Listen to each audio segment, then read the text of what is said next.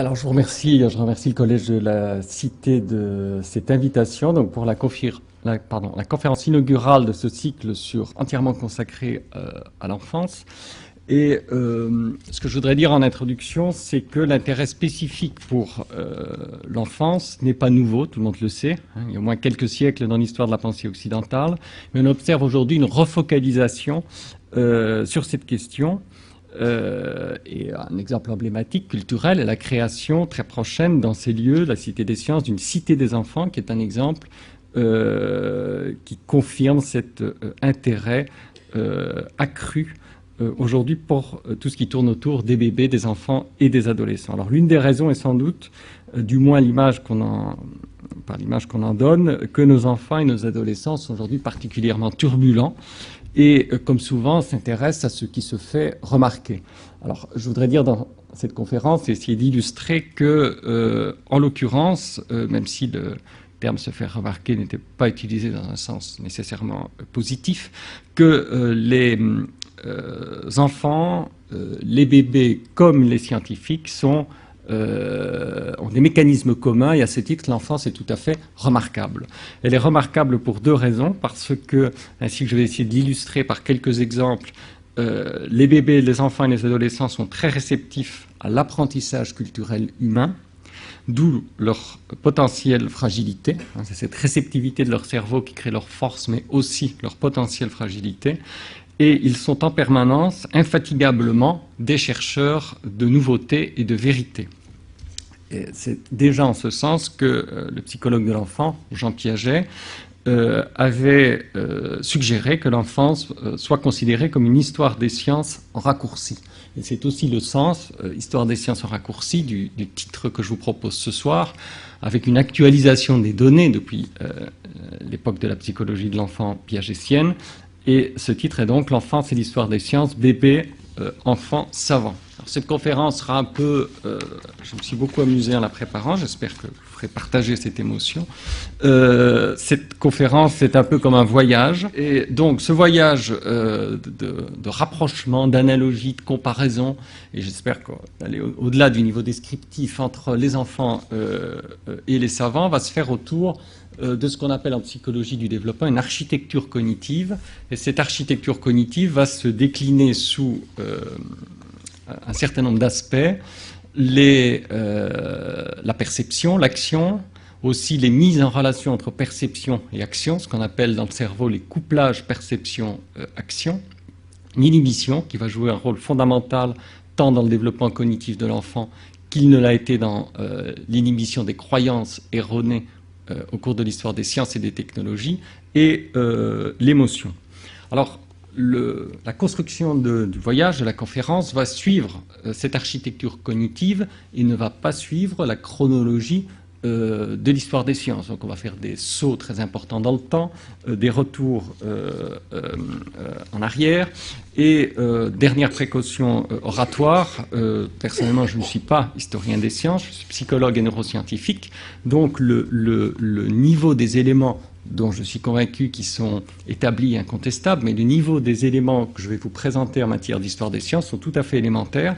Et j'ai conçu l'expérience, j'en vois pas beaucoup dans la salle, mais quand cette période scolaire, du point de vue d'histoire des sciences, elle puisse être suivie aussi par des enfants. Alors, le premier exemple, donc relatif à... Ah ben là, ça marche, pardon, excusez-moi, hein, sur les réglages techniques du début. Le contrôle manuel marche.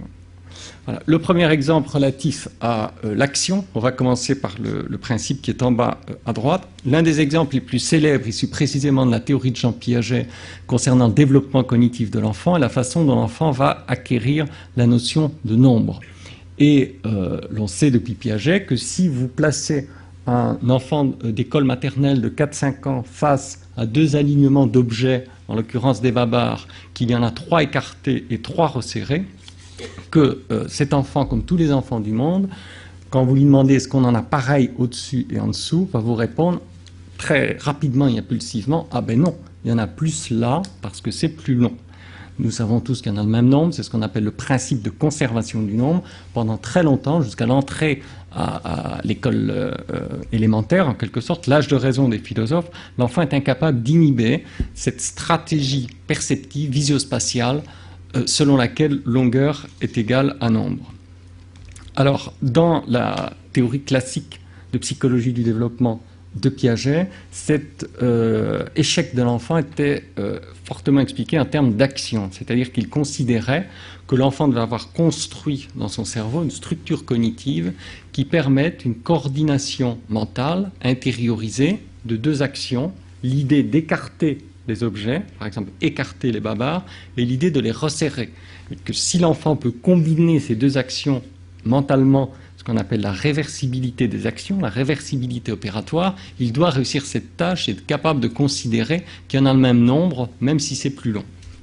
Alors on sait aujourd'hui que si cette explication est sans doute partiellement correcte, le facteur majeur de l'échec des enfants jusqu'à 6-7 ans et après de leur réussite pour le reste de leur vie est davantage l'inhibition que l'action. Toute la difficulté pour le jeune enfant, et ça peut être démontré expérimentalement, est d'inhiber la stratégie visio-spatiale longueur égale nombre, plus que de considérer en quelque sorte la notion du nombre. Ça peut être démontré par le fait que si vous prenez un enfant du même âge, voire un bébé plus jeune, comme on le verra tout à l'heure, et que vous le placez face à un théâtre où apparaissent des babards, là vous voyez qu'apparaissent 3 babards, vous avez à droite la procédure expérimentale que l'on réalise sous les yeux de l'enfant. Donc on suit la première ligne en haut à droite. Vous voyez qu'une main, celle du psychologue expérimentateur, introduit un babar dans le théâtre. Un écran va se lever, cacher le babar, qui va disparaître, ce qui suppose de la part de l'enfant la permanence de l'objet.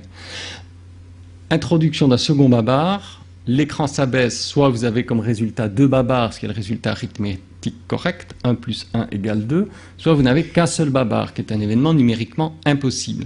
À partir de ce principe de réaction visuelle ou verbale à des événements numériques possibles ou impossibles, on peut construire un grand nombre de conditions expérimentales, comme c'est fait là, et montrer que dès l'âge considéré dans l'exemple précédent, c'est-à-dire dès 3-4 ans, les enfants n'ont aucun problème à dénombrer, identifier lorsque le nombre est transgressé ou lorsqu'il est conservé.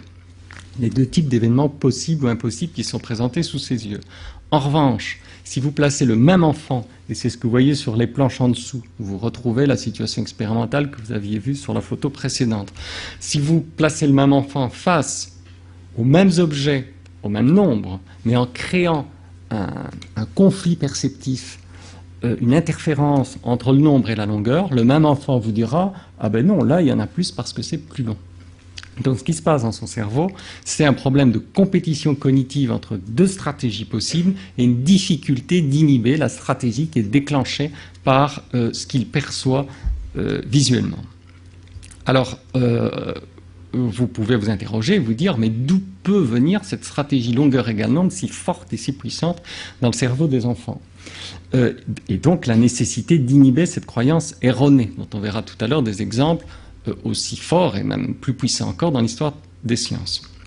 Mais on sait que quand on apprend le calcul aux enfants avec les livres adaptés, comme vous en avez un exemple parmi beaucoup d'autres que vous connaissez sans doute sous les yeux, on peut apprendre à l'enfant l'arithmétique, et très souvent, pour faciliter les choses sur le plan didactique, pédagogique, sont associés aux chiffres croissants des alignements d'objets. Et quasiment partout, sauf dans la tâche qu'on a vue précédemment, issue de la théorie de Piaget, quasiment partout dans le monde et dans les livres, longueur est égale à nombre. Et cette régularité visio-spatiale, le cerveau de l'enfant la détecte très tôt, et on lui apprend aussi de façon implicite dans les apprentissages scolaires explicites. Autre exemple, pour les plus petits encore, les premiers livres de maths pour petits, si vous les consultez, vous constaterez que dans tous, lorsqu'est présentée pour la première fois la série numérique de 1 à 10, il y a les mots de nombre, donc on introduit la pensée symbolique, les rapports entre langage et nombre, et en même temps, en général ce sont des animaux ou des fruits, vous constatez des alignements d'objets qui illustrent le nombre, mais qui, et sur cette illustration-là, il y avait même cette magnifique échelle est qu'un écureuil, qui est en fait une fonction linéaire entre le nombre et la longueur. Et donc l'enfant, en observant cela, apprend les nombres, mais son cerveau détecte implicitement longueur égale nombre. Donc une stratégie compétitive se construit en même temps que se construit l'acquisition numérique.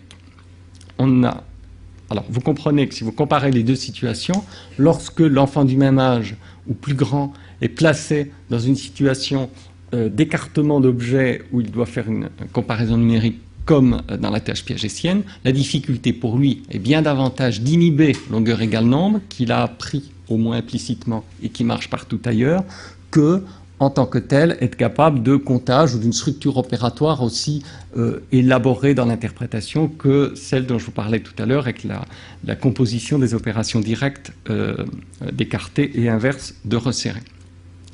On a pu démontrer cette analyse nouvelle qu'on appelle néo-piagétienne ou post-piagétienne expérimentalement en révélant que chez l'enfant de 7-8 ans, donc au début de l'école élémentaire, si vous le placez face à un ordinateur où il a à juger si le nombre d'objets au-dessus de la ligne ou en dessous de la ligne est le même ou pas, donc exactement la même tâche que précédemment, si ce n'est qu'elle n'est informatisée, ce qui nous permet de mesurer son temps de réaction en millisecondes, et dans les cas là qui nous intéressent sont des dizaines ou centaines de millisecondes, on observe que si l'enfant a d'abord été confronté à une situation, le premier écran, qui formellement est exactement identique à celle des babards, c'est-à-dire un certain nombre d'objets écartés versus le même nombre resserré, et qu'il réussit cette tâche, si vous placez juste après l'enfant dans une situation où, donc s'il a réussi la première tâche du premier écran, c'est-à-dire qu'il était capable d'inhiber longueur égale nombre, et de dire, il y a le même nombre de carrés au-dessus de la ligne et en dessous. Il a deux boutons pour répondre, il dit oui ou non. Donc s'il dit oui, c'est pareil, s'il dit non, c'est pas pareil.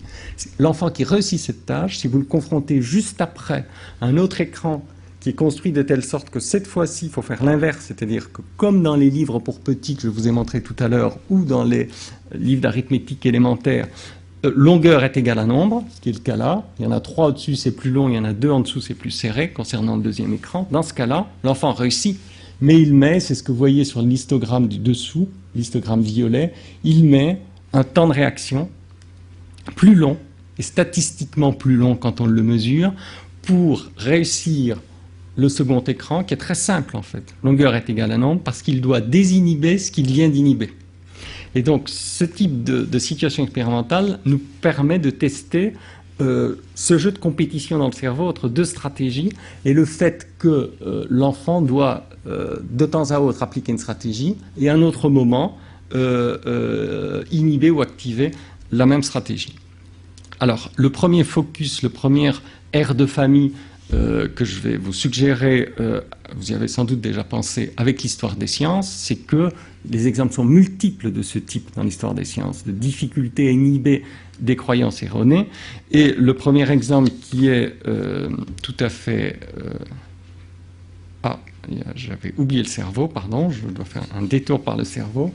On sait donc qu'au niveau cérébral, la partie de notre cerveau, de celui de l'enfant, qui sous-tend cette capacité d'inhibition, ce qu'on appelle le contrôle exécutif, de sélectionner la bonne stratégie au bon moment pour être intelligent, est la partie avant, que vous voyez en bleu, qu'on appelle le cortex préfrontal. Et il se fait que cette partie du cerveau, qui sous-tend l'inhibition, dans l'autogenèse de l'enfant, est celle qui connaît la maturation la plus tardive. Vous avez sous les yeux les courbes de maturation des différentes régions cérébrales entre la naissance et l'âge adulte. Vous voyez que ces courbes sont décalées de façon différenciée dans le temps du développement. Et la dernière des courbes, où c'est écrit en petit, est écrit cortex préfrontal, c'est la maturation de la partie avant du cerveau que vous avez vu sur l'illustration précédente. Et cette partie est connue par de très nombreux travaux neuroscientifiques et de psychologie pour sous-tendre précisément cette capacité de contrôle inhibiteur, d'inhiber les stratégies impulsives pour activer, aller rechercher dans son cerveau les stratégies pertinentes qui peuvent déjà être disponibles mais non utilisées par l'enfant. L'ère de famille, c'est évidemment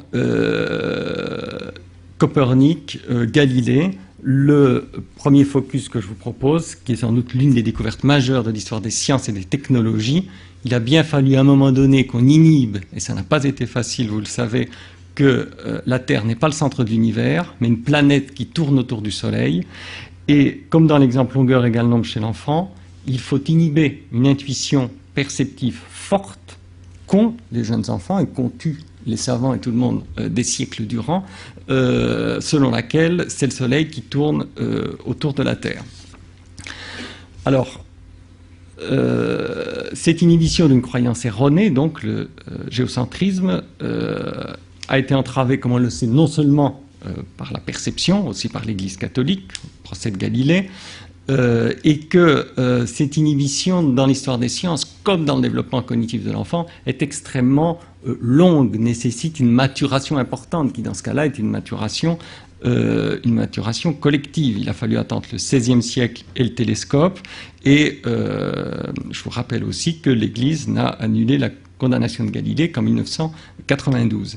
Il y a donc dans ce mécanisme neurocognitif d'inhibition quelque chose de tout à fait fondamental, qu'il s'agisse du développement cognitif des enfants, ou de l'histoire des sciences et des technologies. Ce que je veux vous faire ressentir par ce premier exemple, c'est que ces difficultés qu'a l'enfant pendant des années à inhiber longueur égale nombre, alors qu'il a déjà potentiellement un certain nombre de connaissances qui lui permettraient de résoudre la tâche, cette difficulté a été, ou une difficulté du même ordre, a sans doute présidé à l'inhibition du géocentrisme qui a constitué, comme le disait Bachelard, une forme de non, c'est-à-dire qu'il fallait dépasser, inhiber un obstacle épistémologique et considérer effectivement que la Terre ne tourne pas, que le Soleil ne tourne pas autour de la Terre.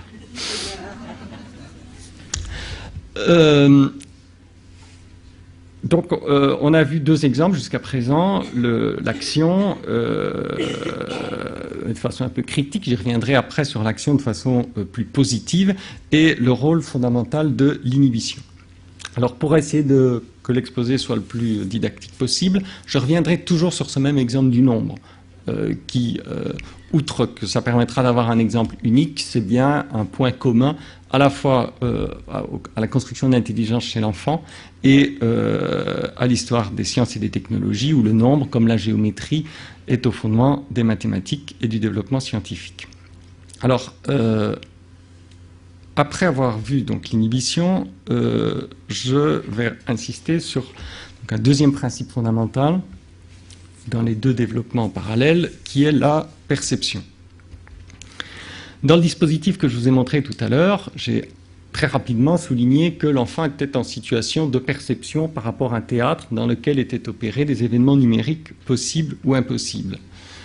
L'avantage de ce type de dispositif, contrairement à l'usage du langage, contrairement à l'usage de l'action, est qu'il peut être utilisé très tôt, chez le bébé dès les premiers mois de sa vie, avant l'apparition du langage, alors qu'il est encore maladroit sur le plan des actions. Et dès 4-5 mois, les bébés, visuellement, sont surpris par les événements numériques possibles. Enfin, ils ne sont pas surpris par les événements numériques possibles et le sont par les événements numériques impossibles que je vous ai présentés tout à l'heure. Donc,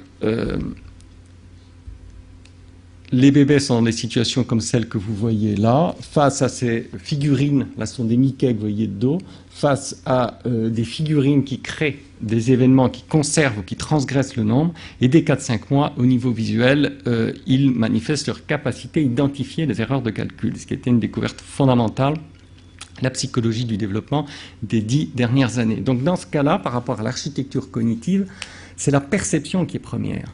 Et donc l'intelligence des bébés, et c'est l'idée qui est fortement développée aujourd'hui, selon laquelle les bébés peuvent déjà être, entre guillemets, des mathématiciens en étant astronomes. C'est-à-dire qu'étant maladroits du point de vue de l'action, ils construisent leur intelligence à travers la perception visuelle. Et dans les théories classiques du développement, comme celle de Piaget, faute aussi de technologies comme la vidéo couplée à l'ordinateur, cette capacité d'intelligence par la perception visuelle chez le bébé avait été totalement sous-estimée, ce qui a fait longtemps croire, comme l'exemple que je vous montrais au départ, que le nombre n'émergeait que beaucoup plus tardivement, vers 6-7 ans, quand l'enfant, par exemple, réussissait la tâche de conservation du nombre. Alors, l'ère de famille, ici, avec l'histoire des sciences, sachant que du point de vue du cerveau, la perception correspond à la première courbe. La première courbe que vous voyez en termes de maturation sont les systèmes sensorimoteurs, c'est-à-dire tout ce qui est vraiment les aires primaires, sensorielles dans le cerveau, qui maturent en premier. Donc il n'est pas étonnant que ce soit aussi à travers les systèmes perceptifs comme la vision que très tôt les bébés détectent les régularités et commencent à construire leur intelligence, et notamment quelque chose d'aussi fondamental que le nombre. Et ça donc dès les premiers mois de la vie. Alors, la comparaison, le focus que je vous suggère dans ce voyage un peu audacieux entre histoire des sciences et développement cognitif, ce sont évidemment les grands astronomes. Et vous connaissez Ptolémée, grand astronome grec, son observation des étoiles, qui écrit des traités fondamentaux de géographie utilisés plus tard.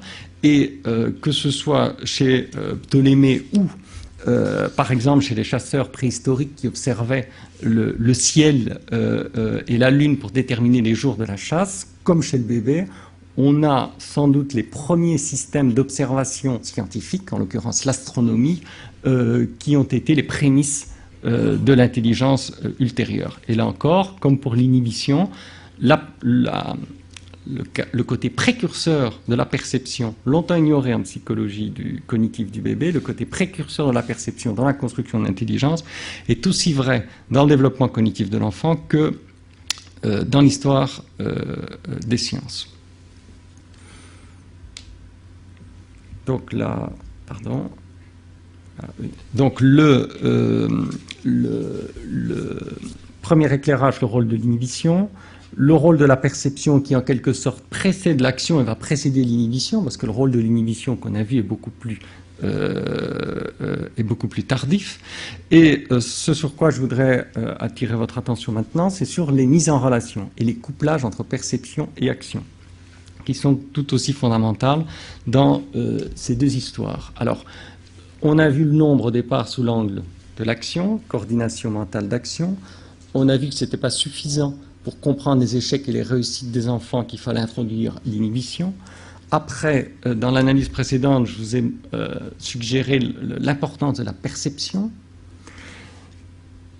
Mais ce qu'il faut savoir, si on analyse encore cette situation d'un peu plus près, c'est que le jeune enfant et le bébé, au niveau visuel, dans les images précédentes que vous avez vues, il perçoit, d'accord, mais il perçoit des actions.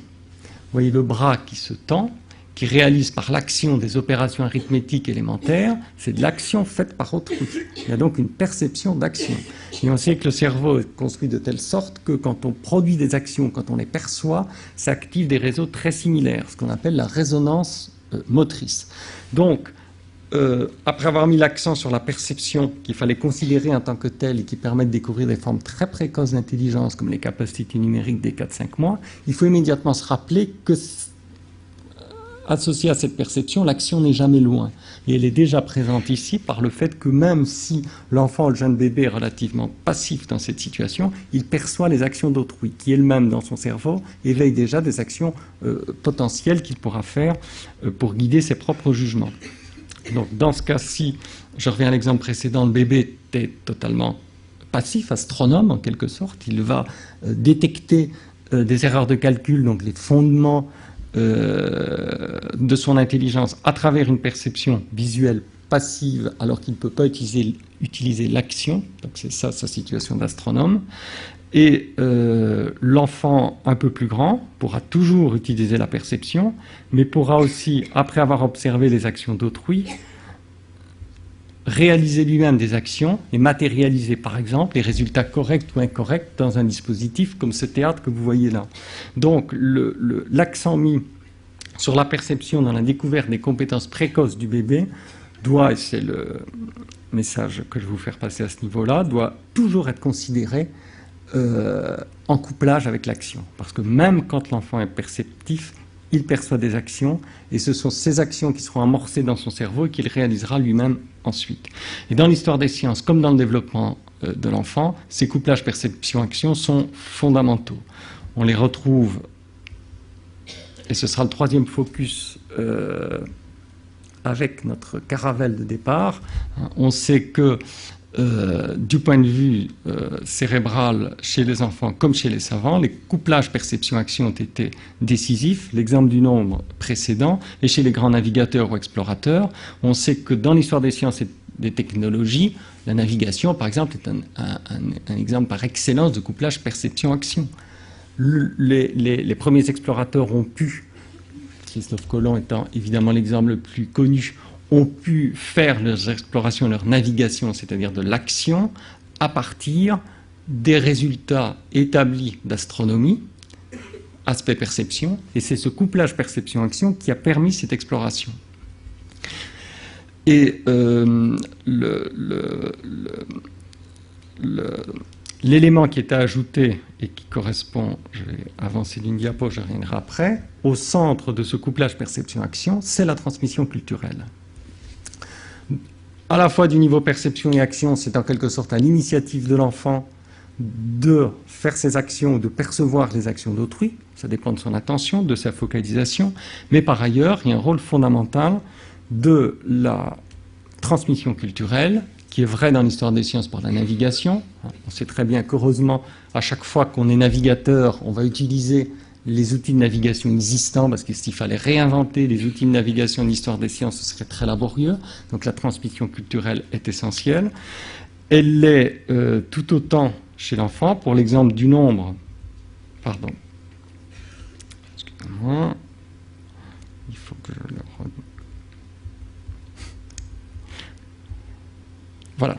Pour l'exemple du nombre évoqué tout à l'heure, si on revient sur la même situation, on peut aussi l'analyser en termes de transmission culturelle.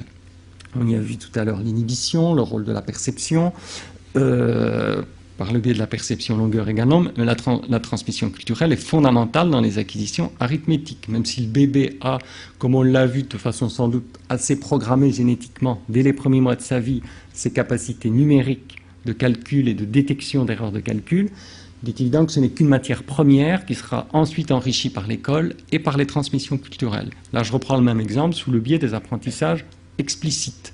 On a vu tout à l'heure que cet apprentissage explicite pouvait cacher aussi l'apprentissage implicite de stratégies dangereuses qu'il faudrait inhiber. Mais il y a aussi, et c'est le premier but de ces apprentissages, un côté explicite fondamental pour la transmission culturelle. Et cette transmission culturelle, dans le développement cognitif de l'enfant, comme dans l'histoire des sciences, c'est ce qu'on appelle l'effet cliquet. C'est-à-dire qu'il y a des choses qui sont acquises, qui le seront une fois pour toutes, qui permet d'aller beaucoup plus loin, beaucoup plus vite, de monter sur les épaules d'un géant pour voir plus loin, beaucoup plus loin, beaucoup plus vite, de profiter des acquis antérieurs et sans retour en arrière pour les acquis qui sont fondamentaux, c'est ce qu'on appelle l'effet cliquet. Alors cet effet cliquet est donc vrai dans le développement cognitif de l'enfant. Il l'est aussi avec les couplages perception-action dans un grand nombre d'autres domaines. Donc, concernant les couplages perception-action, je voudrais maintenant essayer de mettre tout ensemble, c'est-à-dire l'action, la perception, les mises en relation perception-action, sachant qu'en même temps peuvent se construire des croyances erronées, donc il faut toujours garder vigilante l'inhibition. Et comme exemple emblématique de couplage perception-action, on en a vu pour le nombre chez le bébé que l'enfant utilise après comme perception élémentaire dans le guidage de ses actions. Les exemples sont classiques dans l'histoire des sciences. Les premiers anatomistes, par exemple, ont pu, grâce à la dissection, qui était une forme d'action, construire des perceptions nouvelles, qui est toute l'imagerie anatomique de la Renaissance. Ça reste vrai aujourd'hui dans ce que la psychologie utilise comme technique d'imagerie cérébrale, fonctionnelle et anatomique, via les ordinateurs avec des systèmes d'action informatisés, on peut disséquer en quelque sorte le cerveau. Ce que je veux dire par là, c'est que cette puissance de la science se construit chez l'enfant à travers les coordinations perception-action élémentaires. Et que vraisemblablement, si dans le développement cognitif, ces éléments ne s'étaient pas mis en place, ils ne pourraient pas fonctionner de façon aussi perfectionnée après dans l'usage des outils scientifiques.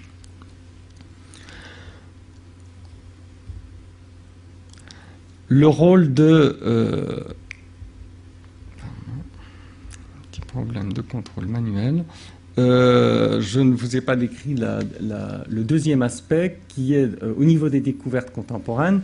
De la même façon, par exemple les manipulations génétiques, on sait que dans les manipulations génétiques, on considère qu'on utilise en quelque sorte des ciseaux et de la colle biologique. Ça reste en lien fondamental avec le développement cognitif de l'enfant, ce sont des couplages perception-action, grâce à une instrumentation perfectionnée comme les microscopes électroniques, mais ça reste des couplages perception-action. Ce qu'il faut encore ajouter au schéma, c'est le rôle essentiel de l'émotion. L'émotion à plusieurs niveaux. D'une part, chez l'enfant, très tôt, dès les premières minutes, voire les premières heures ou jours de sa vie, il est capable d'imitation néonatale. C'est-à-dire que si l'adulte lui tire la langue, par exemple, ou lui fait un geste ouverture et fermeture de la bouche, ou un geste des doigts, il est capable très tôt de reproduire le modèle social, et si l'adulte module le rythme, par exemple, de suivre le rythme de l'adulte. Ça montre plusieurs choses. D'une part, que le cerveau est d'emblée, même s'il est très construit et contrôlé génétiquement, le cerveau est d'emblée élaboré, construit pour être réceptif à l'apprentissage culturel humain. Et cela, évidemment, à travers une émotion. C'est l'émotion créée par cette interaction et le jeu social, cette intersubjectivité initiale qui fait que très tôt, cette imitation marche. Et ce que vous voyez à droite, c'est le phénomène que je vous décrivais tout à l'heure de résonance motrice, c'est-à-dire que dans le cerveau, si l'on imite ou si l'on est imité, ce sont des régions quasiment isomorphes, vous voyez que c'est le même réseau cérébral de part et d'autre qui s'active. Donc le cerveau est construit pour rentrer en résonance motrice à travers des relations émotionnelles. Donc là, vous avez un autre exemple des couplages perception-action. C'est évident que le bébé perçoit un modèle visuel et reproduit une action sur le plan du mouvement, donc kinesthésique. Et en même temps, c'est le jeu de l'émotion. Et ça montre qu'à toutes les notions cognitives que je vous ai décrites tout à l'heure, se superpose de façon forte l'émotion. C'est ce qui permettra plus tard ces apprentissages culturels, la transmission culturelle, l'effet cliquet dont je vous ai parlé. C'est parce que le cerveau est d'emblée construit pour être réceptif à l'apprentissage culturel humain qu'on pourra lui apprendre le nombre, qu'on pourra lui apprendre l'arithmétique et tous les apprentissages scolaires évoqués. Et si l'on en revient à l'exemple du nombre, vous vous souvenez que cette petite fille va dire « il y en a plus là parce que c'est plus long », tel qu'elle le fait, jusqu'à 6-7 ans. Et ce qu'il faut savoir, c'est que si vous remplacez les objets qui sont sympathiques, mais ce ne sont jamais que des babards et ça n'a pas nécessairement très bon goût, si vous les remplacez par des bonbons, dès l'âge de 2 ans, c'est-à-dire vous faites un saut, vous voyez que je vous présente une conception du développement qui, de façon volontaire, n'est pas linéaire. Dès l'âge de 2 ans, on fait un saut en arrière et on constate que l'enfant réussit. Donc à 2 ans, si ce sont des bonbons et si on met des nombres inégaux de bonbons et que l'on crée des alignements très très piégeants, c'est-à-dire qu'on va mettre moins de bonbons là où c'est plus long et plus de bonbons là où c'est plus serré, tous les enfants dès 2 ans vont être capables d'inhiber longueur égale nombre. Donc ce que je vous décrivais tout à l'heure comme quelque chose qui semblait extrêmement laborieux, difficile. C'est vrai que c'est extrêmement difficile d'inhiber longueur égale nombre dans des situations comme celle qui est présentée derrière avec les babards, dans des situations entre guillemets neutres sur le plan émotionnel. En revanche, si vous créez un enjeu, donc si vous mettez l'émotion liée à la gourmandise, dès 2 ans, les enfants sont des petits mathématiciens grâce à leur gourmandise et à l'enjeu lié à l'échange possible ou au fait de pouvoir être gagnant ou non en mangeant les bonbons. Donc ce résultat, aussi très original en psychologie de l'enfant, a permis de découvrir que dès l'instant où il y a un enjeu, le bébé va être capable non seulement d'avoir des capacités numériques beaucoup plus tôt que le pensait Piaget, mais aussi être capable d'inhiber, au sens de la nouvelle interprétation que je vous ai proposée, être capable d'inhiber beaucoup plus tôt. Donc il n'y a pas non plus de stade extrêmement rigide de l'inhibition, ça dépend fondamentalement dans un cas comme celui-là, de l'émotion qui est impliquée dans la découverte de la vérité, en quelque sorte, c'est-à-dire le nombre d'objets en présence sur ces 2 alignements. Alors, le focus, là, est évidemment l'émergence du nombre dans l'histoire des sciences, et vous savez que l'émergence du nombre est survenue de la même façon dans l'histoire des sciences, c'est-à-dire à travers les échanges commerciaux, et qu'il y a un lien fondamental historique entre le commerce, la comptabilité, et après on verra aussi la géométrie et la construction, les pyramides, mais entre le commerce et la comptabilité, et c'est dès l'instant où les chasseurs sont devenus sédentaires, qu'ils ont été agriculteurs, qu'ils ont dû se procurer des animaux et les échanger, qu'il y avait donc un enjeu émotionnel comme le jeune enfant face à ces alignements de bonbons de nombres différents, que le nombre a émergé, qu'on a commencé à quantifier les animaux. Vous avez ensuite eu les comptables sumériens, il y a plus de 6000 ans, et après, le nombre a pu être utilisé, comme dans l'histoire des sciences, comme chez l'enfant, dans toutes les constructions fabuleuses qui ont suivi, telles la géométrie et la construction des pyramides il y a environ 4000 ans. Alors, ce que je voudrais dire pour la dernière partie de la conférence, on a vu inhibition, action, perception, mise en relation des perceptions et des actions à travers toute l'histoire des sciences. Ce que je viens de vous montrer, c'est combien cette architecture et les stades qui en découlent sont totalement colorés par l'émotion. Et je voudrais revenir à Piaget pour lui rendre hommage sur un point important.